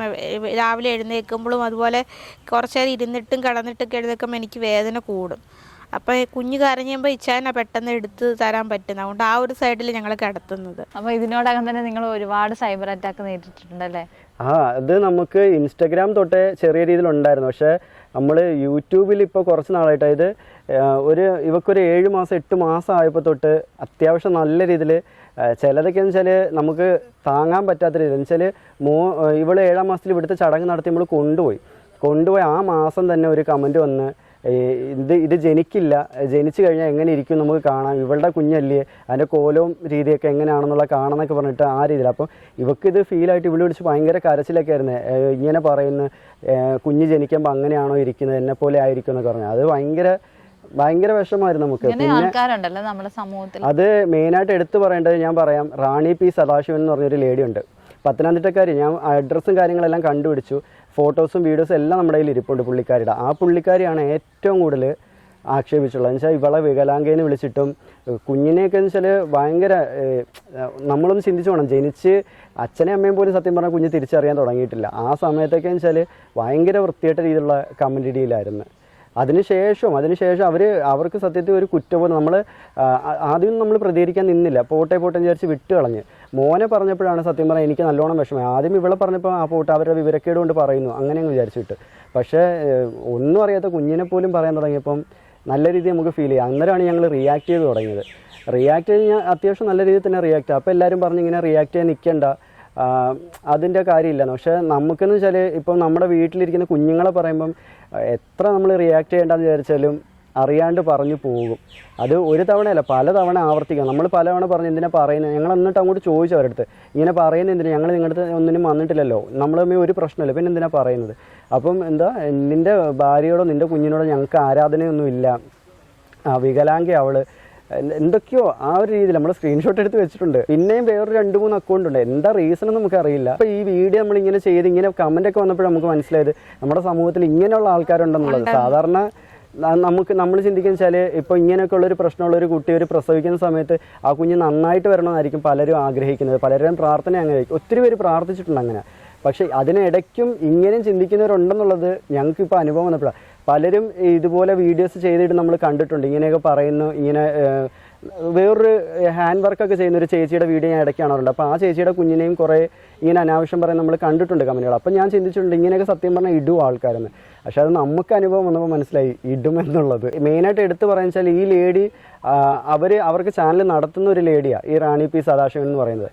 അപ്പം അല്ലേ ചാനൽ നടത്താത്തവരാണ് ഇങ്ങനെ വന്ന് പറയുന്നുണ്ടെങ്കിൽ കുഴപ്പമില്ല. അത് പലരുടെയും കമൻറ്റ് കണ്ടു കഴിഞ്ഞാൽ ഞങ്ങളിതൊക്കെ നിർത്തിയിട്ട് പോകണം എന്നുള്ള രീതിയിലാണ്. പിന്നെയെന്ന് വെച്ചാൽ ഇപ്പം വീട്ടിൽ ഇരുന്ന് തന്നെ ചെയ്യാൻ പറ്റുന്ന ജോലികളെല്ലാം ഞങ്ങളിപ്പോൾ ചെയ്യുന്നുണ്ട് അത്യാവശ്യം കുഴപ്പമില്ലാത്ത രീതിയിൽ. അപ്പോൾ യൂട്യൂബിലെ വരുമാനം മാത്രമല്ല നമ്മൾ കൊണ്ടുപോകും. യൂട്യൂബിലെ വരുമാനം കൊണ്ട് നമുക്ക് സത്യം പറഞ്ഞാൽ പ്രത്യേകിച്ചൊന്നും ചെയ്യാൻ പറ്റത്തില്ല. അത്രയും നമുക്ക് പറയത്തക്ക രീതിയിലുള്ള വരുമാനവും കാര്യങ്ങളും വരുന്നില്ല. തട്ടിമുട്ടി എങ്ങനെയും പോകും. ഇപ്പം മോന് തന്നെ ഞങ്ങൾ ട്രീറ്റ്മെൻറ്റ് കാര്യങ്ങൾക്ക് പോവുകയാണെങ്കിൽ മോനെ തന്നെ എങ്ങനെയാലും 10-15 രൂപയ്ക്കകത്ത് അവന് തന്നെ ചിലവായി പോകുന്നുണ്ട് കാര്യങ്ങൾ. അപ്പോൾ യൂട്യൂബിലെ വരുമാനം കൊണ്ടൊന്നും ഞങ്ങൾക്ക് സത്യം പറഞ്ഞാൽ പിടിച്ച് നിൽക്കാൻ പറ്റത്തില്ല. പക്ഷേ പലരും പറയുന്നത് വെച്ചാൽ ഞാൻ ഇവളെയും കുഞ്ഞിനെയൊക്കെ മെയിനായിട്ടും പറയുന്നത് ഇവളെ വിറ്റ് ഞാൻ ജീവിക്കുക എന്ന് പറയുന്നത്. അത് നമുക്ക് പറയാൻ പറ്റത്തില്ല വാക്ക്, അമ്മാതിരി വാക്കുകളൊക്കെ കമൻ്റായിട്ട് വരുന്നത്. ഇവിടെ വന്ന് നമ്മുടെ സാഹചര്യം കണ്ടിട്ടില്ല, നമ്മളെക്കുറിച്ച് അറിയില്ല, ഇതൊന്നും അറിയാത്ത ആൾക്കാരാണ് ഇമാതിരി കമൻറ്റും കാര്യങ്ങളും ഇടുന്നത്. ഭയങ്കരമായിട്ട് ചില സമയത്ത് ഇന്നും രാവിലെ ഞാനും ഇവളും അമ്മയും കൂടെ മോനെയും കൊണ്ട് ഹോസ്പിറ്റലിൽ പോകാൻ നേരത്ത് ഇങ്ങനെ സംസാരിച്ചുകൊണ്ടിരുന്നപ്പം ഇൻസ്റ്റയിൽ പണ്ടൊരു കമൻറ്റ് വന്നിട്ടുണ്ടായിരുന്നു. അത് ഇന്നും ഞങ്ങൾ പറഞ്ഞു എന്നുവെച്ചാൽ അത് ഇതുവരെ മനസ്സിൽ നിന്ന് മാറിയിട്ടില്ല ആ ഒരു കമൻറ്റ്. ഇവളുടെ മുഖം കണ്ടിട്ട് പട്ടിക്കുണ്ടായതാണോ ഇതൊക്കെ, ഇതിനെയൊക്കെ എന്തോ ആ ഒരു ഭയങ്കര വൾഗറായിട്ട്. അപ്പോൾ ഇന്ന് ഞങ്ങളത് സത്യം പറഞ്ഞു എന്ന് വെച്ചാൽ ഇവർ കമൻറ്റ് ഇട്ട് ഇവരങ്ങ് പോവും, ഒരു നിമിഷത്തെ മനസ്സ് പോവും. പക്ഷേ ഇത് വായിക്കുന്ന ആൾക്കാർക്ക് എന്നും ഇതിങ്ങനെ ഉള്ളിൽ കിടക്കും. നമ്മൾ എത്ര കണ്ടില്ല എന്ന് വിചാരിച്ച് വിട്ടാലും അത് എവിടെയെങ്കിലും ഒരു ഓരത്ത് കിടക്കും. അപ്പോൾ നമുക്ക് എന്തെങ്കിലും ഓർമ്മ വരുവാണെങ്കിൽ നമ്മളത് പറയും. ഇവൾ എന്നോട് ആദ്യം ചോദിച്ച ഈ കമൻറ്റ് ഇവൾ സാധാരണ റിയാക്ട് ചെയ്യാറില്ല. ആദ്യമായിട്ട് കരയുന്നതും എന്നോട് ചോദിക്കുന്നത് ഈ കമൻറ്റ്, എൻ്റെ മുഖം അങ്ങനെയാണോ ഇരിക്കുന്നതെന്ന് വെച്ചാൽ അവർക്കൊരു മനസ്സ് വേണം. പക്ഷെ ഇത് ഇത് അനുഭവിക്കുന്നവർക്ക് പറയാൻ പറ്റില്ല ആ വേദന. അതുപോലെ തന്നെ കുഞ്ഞിൻ്റെ കാര്യം പറഞ്ഞപ്പോഴും നമ്മൾ പ്രാർത്ഥിച്ചുകൊണ്ടിരുന്ന എങ്ങനെയെങ്കിലും മോനൊന്ന് ജനിച്ച് കിട്ടിയാൽ മതി എന്നാണ്. അപ്പം അവരുടെ കമൻറ്റും കാര്യങ്ങളും കണ്ടപ്പോൾ സത്യം പറഞ്ഞാൽ സ്വാഭാവികമായിട്ട് നമുക്ക് ഉള്ളിലൊരു ചെറിയ പേടി ഉണ്ടായിരുന്നു. ഡോക്ടർ വരെ പറഞ്ഞു ചിലപ്പം ഇവളുടെ ഇങ്ങനെയുള്ള പ്രശ്നം ഉള്ളതുകൊണ്ട് കുഞ്ഞിന് ചിലപ്പോൾ എങ്ങനെ ആയിരിക്കും എന്നുള്ള പറയാൻ പറ്റില്ലെന്ന് ഡോക്ടർ നമ്മുടെ അടുത്ത് ഓൾറെഡി പറഞ്ഞിട്ടുണ്ട്. അതിനിടയ്ക്ക് ഇവരുടെയും കൂടെ കമൻ്റ് ആയപ്പോഴും സത്യം പറഞ്ഞാൽ ഞങ്ങൾക്ക് ഒന്നും കൂടെ പേടി തട്ടി. എന്നുവെച്ചാൽ വരുന്ന കുഞ്ഞും ചിലപ്പോൾ അങ്ങനെ തന്നെ ആവുമോ, എങ്ങനെയാണെങ്കിലും നമ്മൾ സ്വീകരിക്കും, ഇല്ല എന്നല്ല, പക്ഷെ സ്വാഭാവികമായിട്ട് നമുക്കൊരു ചെറിയ ഭയം വരുമല്ലോ ഉള്ളിൽ. അതിൻ്റെയും പിന്നെ പേടി ഉണ്ടായിരുന്നു ഞങ്ങൾക്ക്. അതെല്ലാം മാറിയില്ലേ? ഇപ്പം മാറി, സത്യം പറഞ്ഞാല് ഇപ്പം എല്ലാം മാറി. കുഞ്ഞിന്റെ ഹോള് അത് അടഞ്ഞു പോകുന്നതായിരിക്കും, ഇനിയിപ്പോ ചെല്ലുമ്പോ എല്ലാം ഓക്കെ ആകും. ഇനി പ്രാർത്ഥനയാണ് സത്യം പറഞ്ഞത്, ഒരുപാട് പേരുടെ പ്രാർത്ഥനയുണ്ട്. അതെ, ദൈവം എന്തായാലും കൈവിടത്തില്ല. എന്തായാലും ഒരുപാട് പേര് ഞങ്ങളെ വിളിക്കുകയോ സംസാരിക്കുകയോ ഒക്കെ ചെയ്തപ്പോൾ തന്നെ നമുക്ക് ഒരുപാട് ആശ്വാസം കിട്ടി. ഡോറ എങ്ങനെയാണ് താരാട്ട് പാട്ടൊക്കെ പാടാൻ തുടങ്ങിയോ കുഞ്ഞിനെ ഉറക്കാൻ? നല്ല പാട്ടാണ്, ഇന്ന് രാവിലെയും കൂടെ പാട്ടായിരുന്നു. അത് പറയുമ്പോൾ ഓർത്തെ കൊച്ചു വന്നതിന് ശേഷം ഇച്ചായുടെ താരാട്ടുപാട്ടുണ്ട് കേട്ടോ. ലാലി ലാലി ലൂല പാടിച്ച പാടാൻ അറിയത്തില്ല. നമ്മൾ ചുമ്മാതെ കുഞ്ഞിനെ ഒന്ന് ഇതാക്കാൻ വേണ്ടിട്ട് നമ്മളിങ്ങനെ പറയും ലാലി ലാലി ലാലി ലാലി ലല്ലോ. അല്ല, ഇവന് പാട്ട് കേൾക്കുന്നത് ഭയങ്കര ഇഷ്ടമാണ്. ഇപ്പൊ നമ്മൾ ക്രിസ്ത്യൻ പാട്ടൊക്കെ ഇട്ട് കൊടുക്കും. വയറ്റിൽ കിടക്കുന്ന സമയത്ത് ഇവന് സിനിമാ പാട്ട് കേൾക്കുമ്പം കുതിച്ചുകൊണ്ടിരിക്കുന്നവനാണെങ്കിൽ പാട്ട് കേൾക്കുമ്പോഴത്തെ അടങ്ങിയിരിക്കുമായിരുന്നു വയറ്റിൽ കിടക്കുമ്പോൾ തന്നെ. ഇപ്പോഴും നമ്മൾ പാട്ടൊക്കെ വെച്ച് കൊടുക്കുകയാണെങ്കിൽ നല്ല കരച്ചിലായിരിക്കും. പക്ഷെ നമ്മൾ പാട്ട് ഇപ്പോൾ വെച്ച് കൊടുക്കുകയാണെന്നുണ്ടെങ്കിൽ പിന്നെ ഒരനക്കം ഉണ്ടാവത്തില്ല. ഇപ്പൊ ക്രിസ്ത്യൻ പാട്ടാണെങ്കിലും സിനിമാ പാട്ടാണെങ്കിലും ഏത് പാട്ട് നമ്മൾ വെച്ച് കൊടുത്താലും അങ്ങനെ കേട്ടോണ്ടേ അങ്ങ് കിടക്കും, കുഴപ്പമൊന്നുമില്ല. പിന്നെ അവള് പാടുമ്പോഴും പ്രെയർ നമ്മൾ വെച്ച് കൊടുക്കുമ്പോഴും ഇപ്പൊ രാവിലെ ഞങ്ങൾ എഴുന്നേറ്റ് പ്രെയർ വെക്കും യൂട്യൂബിൽ. അപ്പൊ അത് വെച്ചാലും പിന്നെ ചലിക്കത്തില്ല, കുറേ നേരം അങ്ങനെ കേട്ടോണ്ടിരിക്കും. പാട്ട് അങ്ങനെയുള്ള കാര്യമൊക്കെ കേൾക്കാൻ പുള്ളിക്കാരി ഭയങ്കര ഇഷ്ടമാണ്. അതുപോലെ തന്നെ ഇപ്പം അമ്മ വരുമ്പോഴിങ്ങനെ സംസാരിക്കും ഇവനോട്. അമ്മയാണെങ്കിലും മോളാണെങ്കിലും ഒക്കെ സംസാരിക്കുന്ന സമയത്തും അങ്ങനെ ശ്രദ്ധിച്ച് കേട്ടോണ്ടിരിക്കും. എന്നിട്ട് ഇവൻ്റേതായിട്ടുള്ള കുറേ റിയാക്ഷനും കാര്യങ്ങളും ചിരിയും കൈപൊക്കും അങ്ങനെയുള്ളതൊക്കെ ഉണ്ട്. അതൊക്കെ കാണുമ്പോൾ ഭയങ്കര സത്യം പറഞ്ഞാൽ എനിക്ക് വിശ്വാസമായിട്ടില്ല ഇതുവരെ ഞാൻ അച്ഛനായെന്നുള്ളത്. എനിക്ക് ഇതുവരെ വിശ്വാസമായിട്ടില്ല. കുഞ്ഞിപ്പോഴും കയ്യിലിരിപ്പുണ്ട്, പക്ഷെ എന്നാലും നമുക്ക് എന്തോ ആ ഒരു ഇത് വരുന്നില്ല, അച്ഛനായി എന്നുള്ളൊരു മൈൻഡ് വരുന്നില്ല. പറഞ്ഞു കൊടുക്കുവാവേ. എന്തൊരു ബിസിനസ് തുടങ്ങിയെന്ന് പറഞ്ഞില്ല ഇടയ്ക്ക്, ഡ്രസ്സിന്റെ ഒക്കെ മെറ്റീരിയൽ, അത് ഇപ്പോഴും ഉണ്ടോ? ഉണ്ട്. ഇപ്പൊ ഞാൻ വണ്ടിയിൽ നിന്ന് ചെറുതായിട്ട് ചരിഞ്ഞ, അപ്പൊ അതുകൊണ്ട് കൈക്ക് ചെറിയൊരു പ്രശ്നമായിട്ടിരിക്കുന്നുണ്ട്. സ്റ്റിച്ച് ചെയ്യാനും കട്ട് ചെയ്യാനൊന്നും പറ്റുന്നില്ല. അതുകൊണ്ട് ഇപ്പൊ കുറച്ച് ഒരുപാട് ഓർഡർ വന്ന് ഇരിപ്പുണ്ട്, പക്ഷെ ഇപ്പൊ ചെയ്യാൻ പറ്റുന്നില്ല. തനിയെ സ്റ്റിച്ച് ചെയ്ത് കൊടുക്കുന്ന മെറ്റീരിയൽ എടുത്തല്ല ഇപ്പൊ വീട്ടിൽ ഇരിപ്പുണ്ട്. കൈക്ക് പ്രശ്നം ഒരുപാട് ഓർഡർ വന്ന്, നമുക്ക് ഓർഡർ വരുന്നതനുസരിച്ച് അവർ പറയുന്ന മെറ്റീരിയൽ എടുത്താണ് നമ്മൾ ചെയ്ത് കൊടുക്കുന്നത്. അന്നേരം ഒരുപാട് ഓർഡർ വന്നു, പക്ഷെ ഇപ്പൊ ഈ കൈക്ക് പ്രശ്നമായപ്പം ഒന്നും ചെയ്യാൻ പറ്റാത്ത അവസ്ഥയായിപ്പോയി. ഒത്തിരി ഓർഡർ വന്ന്. പിന്നെ നമ്മളല്ലാതെ റെഡിമെയ്ഡും എടുത്ത് വെച്ചിട്ടുണ്ട്. നൈറ്റി, പിന്നെ ടോപ്പ്, കുർത്തീസൊക്കെ നമ്മൾ റെഡിമെയ്ഡും കുറച്ച് എടുത്ത് വെച്ചിട്ടുണ്ട് ആവശ്യക്കാർക്ക് കൊടുക്കാൻ വേണ്ടി. അതും കുഴപ്പമില്ലാതെ ഓർഡർ കിട്ടുന്നുണ്ട്. പിന്നെ ഞാൻ ഈ ഹെയർ ബോയ് ഒക്കെ ഇല്ലേ, അതിൻ്റെ സ്റ്റാർട്ട് ചെയ്യാൻ വേണ്ടിയിട്ട് ഞാൻ അത് ചോദിച്ച് ഓർഡർ ചെയ്തിട്ട് എനിക്ക് അങ്ങനത്തെ ഒക്കെ ഭയങ്കര ഇഷ്ടം. എനിക്ക് ഒരുങ്ങുന്ന സംഭവങ്ങളൊക്കെ ഭയങ്കര ഇഷ്ടമാണ്. ഇങ്ങോട്ടായല്ലോ ചായ, നേരത്തെ മേക്കപ്പ് ഇങ്ങോട്ടായിരുന്നു, ഇങ്ങോട്ടായി പകർന്നത്. അത് മോളുണ്ടല്ലോ, അപ്പൊ അവക്ക് ഓരോ ദിവസം വെച്ച് കൊടുത്തു വിടാലോ. സ്കൂളിൽ ചെന്നപ്പോൾ ടീച്ചർ ചോദിച്ചു, ഒരുപാട് തവണ ടീച്ചർ ഇത് കാണുന്നുണ്ട്, ടീച്ചർ ചോദിച്ച് ഇതാരാ മോളെ ഇങ്ങനെ റെഡിയാക്കി ഇടുന്നത്. അപ്പോൾ അവൾ പറഞ്ഞു വല്യമ്മയാണെന്ന്. നന്നായിട്ടുണ്ടെന്ന് പോയി പറയണത്. എന്ന് വെച്ചാൽ ദിവസവും ഇങ്ങനെ വെറൈറ്റി ആയിട്ട്, മുടിയാണെങ്കിലും ഫേസ് ആണെങ്കിലും കണ്ണെഴുത്താണെങ്കിലും എല്ലാം വെറൈറ്റി ആയിട്ടാണ് ചെയ്തിടുന്നു ഓരോ ദിവസവും. എനിക്ക് മോനായതുകൊണ്ടല്ല, കുഞ്ഞുങ്ങൾക്ക് ഇങ്ങനെ കരി എഴുതുന്ന പൗഡർ ഇടുന്നതൊന്നും ശരിയല്ലെന്ന് ഈ ഡോക്ടർമാർ പറഞ്ഞ് ഞാൻ കേട്ടിട്ടുണ്ട്. അതുകൊണ്ട് എനിക്കിഷ്ടമല്ല ഇതൊന്നും ചെയ്യുന്നത്. പക്ഷെ അവൾക്ക് പിന്നെ ആഗ്രഹം ഉണ്ടെന്ന് പറഞ്ഞുകൊണ്ട് പിന്നെ ഒന്നും ഞാൻ നേരത്തെ പറഞ്ഞിട്ടുള്ളതുകൊണ്ട് ഞാൻ ഒന്നും പിന്നെ പറയുന്നില്ല. അങ്ങനെ അവളുടെ ഇഷ്ടത്തിന് ഇപ്പൊ ഈ കുറച്ച് ആൺകുഞ്ഞുങ്ങളായതുകൊണ്ട് പിന്നെ കുറച്ച് കഴിയുമ്പോൾ നമുക്ക് എന്തായാലും എഴുതിക്കാൻ പറ്റത്തില്ല. പെൺകുട്ടികളൊക്കെ ആണെങ്കിൽ നമുക്കൊരു എപ്പോൾ വേണേലും കണ്ണെഴുതി പൊട്ടൊക്കെ തോടാം. പക്ഷെ ആൺകുട്ടികൾ അങ്ങനെയല്ല. അപ്പോൾ ഒരു ഏജ് വരെയല്ലേ നമുക്ക് പറ്റത്, ഒരു 2 വയസ്സ് വരെ. അപ്പം അതുവരെ എഴുതിക്കാലോ. അല്ലാണ്ട് ഇപ്പൊ കൺമഷി മുക്കുന്ന അച്ചുകൾ കിട്ടും, എങ്ങനെ ശങ്കിന്റെ? എനിക്ക് അങ്ങനത്തെ ഒന്നും ഇല്ല. എനിക്ക് ഈ കോവിപ്പൊട്ടും വട്ടപ്പൊട്ടും. ഇപ്പൊ ദൈവം ഒരു കുഞ്ഞാവനെ തന്നു, ഭാവിയിൽ അവന് എങ്ങനെ ആരാക്കാനാണ് നിങ്ങൾക്ക് ആഗ്രഹം? അങ്ങനെ ചോദിച്ചാ സത്യം പറയട്ടെ, ഇതുവരെ അതിനെ കുറിച്ച് ഞങ്ങൾ പറഞ്ഞിട്ടില്ല, ഇതുവരെ ചിന്തിച്ചിട്ടില്ല. പിന്നെ മാക്സിമം അവന് പറ്റുന്ന രീതിയിൽ അവനെ പഠിപ്പിക്കുക, അത് മാത്രമാണ് കൂടുതൽ ഞങ്ങൾ നോക്കുന്നത്. ഇപ്പോഴും ഞങ്ങൾ 2 ദിവസത്തിന് മുമ്പ് ഞങ്ങൾ സംസാരിച്ച സമയത്തും പറഞ്ഞത്, പോസ്റ്റ് ഓഫീസിൽ എന്തെങ്കിലും ഒരു അക്കൗണ്ട് എടുത്തിട്ട് അതിലെന്തെങ്കിലും ഒന്ന് ഇടണം അവന് പഠിപ്പിൻ്റെ കാര്യങ്ങൾക്കായിട്ട്. ഇപ്പോൾ നാളെ സമയത്ത് വരുമ്പോൾ പഠിപ്പിൻ്റെ ഇത് ചിലവും കാര്യങ്ങളും നമുക്ക് എങ്ങനെയാണെന്ന് അറിയാൻ പറ്റില്ലല്ലോ. അപ്പോൾ അതുകൊണ്ട് അതിനുവേണ്ടി എന്തെങ്കിലും നമുക്കൊന്ന് ഇട്ട് സേവ് ചെയ്യണം. പിന്നെ അവന് പറ്റുന്ന രീതിയിൽ അവൻ നോക്കട്ടെ, അങ്ങനെ ഒരു മൈൻഡിലാണ്. ചിന്തിച്ചിട്ടില്ല ഞങ്ങൾ സത്യം പറഞ്ഞാൽ. അങ്ങനെ ആ ഒരു മൈൻഡിലോട്ട് ഞങ്ങൾ പോയിട്ടില്ല. പറഞ്ഞില്ലേ സത്യം പറഞ്ഞാൽ ഇപ്പോഴും ഇവക്ക് എങ്ങനെയാണെന്ന് എനിക്കറിയില്ല, എനിക്കിതൊരു അച്ഛനായെന്നുള്ള വിശ്വാസം വന്നിട്ടില്ല. ചില സമയത്തൊക്കെ ഇല്ല, ചില സമയത്ത് ഭയങ്കരമായിട്ടുണ്ട്. അപ്പോൾ അതുകൊണ്ട് ഒന്നും അങ്ങനെ ചിന്തിച്ചിട്ടില്ല. പിന്നെ നമുക്കെന്ന് വെച്ചാൽ ഇതൊന്നും മൈൻഡിൽ വരാത്തതെന്ന് വെച്ചാൽ ഇപ്പോൾ മോൻ്റെ ഈ ഒരു അസുഖം ഉള്ളതുകൊണ്ട് ഒന്നും സത്യം പറഞ്ഞാൽ മനസ്സിൽ വരുന്നില്ല. ഇതെല്ലാം ഒന്ന് മാറിക്കഴിയുമ്പോൾ ചിലപ്പം ചിന്തിക്കുമായിരിക്കും ഞങ്ങൾ, ആ മോനെ ഇങ്ങനെയൊക്കെ ആക്കണം അങ്ങനെ ആക്കണം എന്നുള്ളത് ചിന്തിക്കുമായിരിക്കും. സൈബർ അറ്റാക്ക് നടത്തുന്നവരോട് എന്താണ് പറയാനുള്ളത്? അങ്ങനെ ചോദിച്ചു കഴിഞ്ഞാൽ അവർ നടത്തും, നമ്മൾ കേൾക്കും, ഇതിലെ വിടും ഇനി തൊട്ട്. അല്ല, എനിക്ക് പറയാനുള്ളത് വെച്ചാൽ ഇപ്പം നമ്മൾ ഒരാളുടെ കുറ്റങ്ങളും കുറവുകളും നമ്മൾ ചൂണ്ടിക്കാണിച്ച് പറയുന്ന സമയത്ത് നമ്മൾ പെർഫെക്റ്റ് ആയിരിക്കണം. ഇപ്പം എന്തായാലും ഇങ്ങനെ മറ്റുള്ളവരെ കുറ്റം പറയുന്നവർ ഒരിക്കലും പെർഫെക്റ്റ് ആവത്തില്ല. നാളെ സമയത്ത് അവരുടെ വീട്ടിലാണ് ഇങ്ങനെ ഒരു കുഞ്ഞ് ജനിക്കുക, അല്ലെങ്കിൽ അവരുടെ വീട്ടിലുള്ള ആർക്കെങ്കിലും ഇപ്പം നമ്മൾ എങ്ങോട്ടെങ്കിലും ഒന്ന് പുറത്തോട്ട് പോയാൽ തന്നെ ഒരുപാട് ആക്സിഡന്റും കാര്യങ്ങളും നടക്കുന്നു, അപകടങ്ങൾ ഒരുപാടുണ്ട്. സൗന്ദര്യം എന്നൊക്കെ പറയുന്നത് നിസ്സാരമായിട്ട് പോകാനേ ഉള്ളൂ. ചിലപ്പോൾ നമ്മളൊന്ന് പോകുന്ന വഴിക്ക് കാല് തന്നെ വീണാൽ തന്നെ ഒന്ന് മുഖം ഇടിച്ച് വീഴുകയാണെങ്കിൽ തീർന്നു അവിടുത്തെ സൗന്ദര്യം കാര്യങ്ങളൊക്കെ. അപ്പോൾ അവിടെ കൊണ്ട് തീരും അങ്ങനത്തുള്ള കാര്യങ്ങൾ. ഈ മറ്റുള്ളവരുള്ള സൗന്ദര്യമോ അല്ലെങ്കിൽ മറ്റുള്ളവർ ശാരീരിക ബുദ്ധിമുട്ടുള്ള കാണാതെ അവരെ നമുക്ക് ഇഷ്ടപ്പെടാൻ എന്തെങ്കിലും കാരണം ഉണ്ടെങ്കിൽ ഇഷ്ടപ്പെടുക, അതെല്ലാം ഇഷ്ടപ്പെട്ടില്ല വേണ്ട വിട്ടേക്കുക, നമ്മൾ ആ വഴിക്ക് പോവാതിരിക്കുക. അതാണ് കൂടുതലും ചെയ്യേണ്ടത്. അതല്ലാതെ അവരുടെ കുറ്റങ്ങളും കുറവുകളും ചൂണ്ടിക്കാണിച്ച് ഇവരുടെ വേദനിപ്പിക്കുമ്പോൾ അവർക്ക് ചിലപ്പോൾ സന്തോഷമായിരിക്കും, പക്ഷെ ഇത് അനുഭവിക്കുന്നവർക്ക് അത് സന്തോഷമല്ല, അവർക്ക് എന്നും വേദനയായിരിക്കും. പ്രത്യേകിച്ചും ഈ ചെറുതായിട്ടെങ്കിലും എന്തെങ്കിലും ഒരു കുറ്റങ്ങളും കുറവുകളും ഉള്ളവർക്കെന്ന് വെച്ചാൽ അവർക്ക് സ്വന്തമായിട്ടൊരു ഈഗോ ഉള്ള ആൾക്കാരാണ് കൂടുതലും. എനിക്ക് മനസ്സിലായിട്ടുള്ള കാര്യമാണ്. അവർക്ക് സ്വാഭാവികമായിട്ടൊരു ഈഗോ ഉണ്ട്, ഞങ്ങൾക്ക് ഇങ്ങനൊരു കുറവുണ്ടല്ലോ, അപ്പം ഞങ്ങൾക്ക് മറ്റുള്ളവരൊക്കെ ഒപ്പം നിൽക്കാൻ പറ്റുമോ, മറ്റുള്ളവരെ കൂടെ നിൽക്കാൻ പറ്റുമോ. ഇവൾ തന്നെ ചിന്തിച്ചിട്ടുണ്ട് പലതാണ്, എനിക്ക് മറ്റുള്ളവർക്ക് ഉള്ള പോലെ ഒരു ജീവിതം എനിക്ക് കിട്ടുമോ. ഇവൾ എൻ്റെ അടുത്ത് തന്നെ പറഞ്ഞിട്ടുണ്ട്, എനിക്കിപ്പോഴും വിശ്വസിക്കാൻ പറ്റിയിട്ടില്ല, ഇച്ചായൻ എന്നെ കല്യാണം കഴിച്ചാൽ എനിക്കിപ്പോഴും വിശ്വസിക്കാൻ പറ്റത്തില്ല, അവൾ തന്നെ പറയാറുണ്ട്. അപ്പോൾ എനിക്ക് മനസ്സിലായിട്ടുള്ള കാര്യം അങ്ങനെയാണ്. അപ്പോൾ ആ ഒരു ആൾക്കാരെ നമ്മൾ വീണ്ടും വീണ്ടും കുത്തി നോവിക്കുന്ന സമയത്ത് സത്യം പറഞ്ഞാൽ ഈ വേദനിപ്പിക്കുന്നവരാണ് അവിടെ മോശക്കാരാവുന്നത്. ഇവർ ബാഡായിട്ട് ഇങ്ങനെ കമൻറ്റ് ഇട്ട് പോകും മറ്റുള്ളവരുടെ മോശം പറഞ്ഞിട്ട്, പക്ഷെ ഒരിക്കലും അവർ മോശക്കാരാവുമല്ല ചെയ്യുന്നത്, ഈ കമൻറ്റ് ഇടുന്നവരെ മോശക്കാരാണ്. അപ്പോൾ മറ്റുള്ളവരെ കുറ്റം കണ്ടുപിടിക്കുന്നതിന് പകരം നിങ്ങൾ എന്തെങ്കിലും നല്ല ക്വാളിറ്റി ഉണ്ടെങ്കിൽ അത് കണ്ടുപിടിച്ച് നിങ്ങൾ നിങ്ങളായിട്ടുള്ള രീതിയിൽ പോകുന്നതായിരിക്കും നല്ലത്.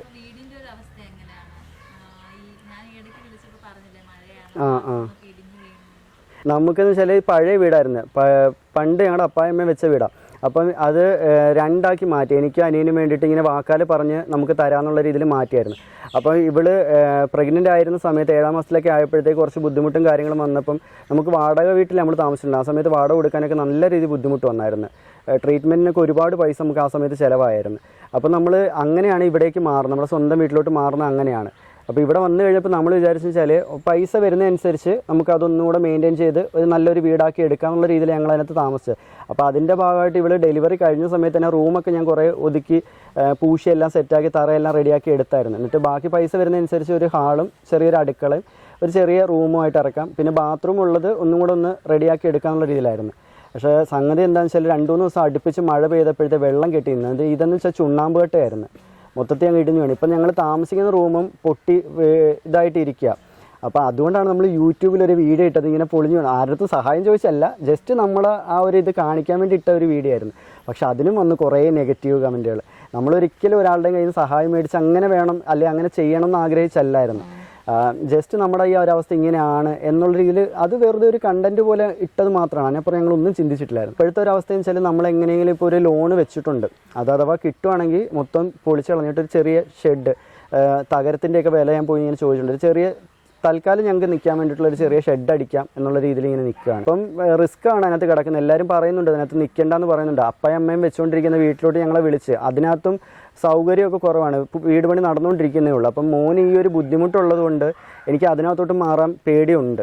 എന്നുവെച്ചാൽ പൊടിയൊക്കെ അടിച്ചു കഴിഞ്ഞാൽ ചിലപ്പോൾ എന്താവുമെന്ന് ഞങ്ങൾക്കൊരു പേടിയുള്ളതുകൊണ്ട് അങ്ങോട്ടും ഞാൻ മാറുന്നില്ല. അപ്പം ഇതിനകത്ത് നിൽക്കാൻ നമുക്ക് പാടാണ്, കാരണം ഇനിയും ചിലപ്പോൾ ഇതുപോലെ വെള്ളം നിൽക്കുകയാണെങ്കിൽ അതും ചിലപ്പം വീഴും. അപ്പം എല്ലാവരും പറയുന്നു രാത്രി എങ്ങാനും ഇടിഞ്ഞ് വീഴാൻ പോവുകയാണെങ്കിൽ ഇവക്കും എഴുന്നേറ്റ് മാറാൻ പറ്റുന്ന സിറ്റുവേഷനിലല്ല. നേരത്തെ വെച്ചാൽ നടന്ന് മാറാൻ അവൾക്ക് പറ്റുമായിരുന്നു, ഇപ്പോൾ ഇവക്കും മാറാൻ പറ്റില്ല. അപ്പം ഞാൻ കുഞ്ഞിനെ ഇവളെ എങ്ങനെ പിടിച്ചു മാറ്റുമെന്നൊക്കെ എല്ലാവരും ചോദിക്കാറുണ്ട്.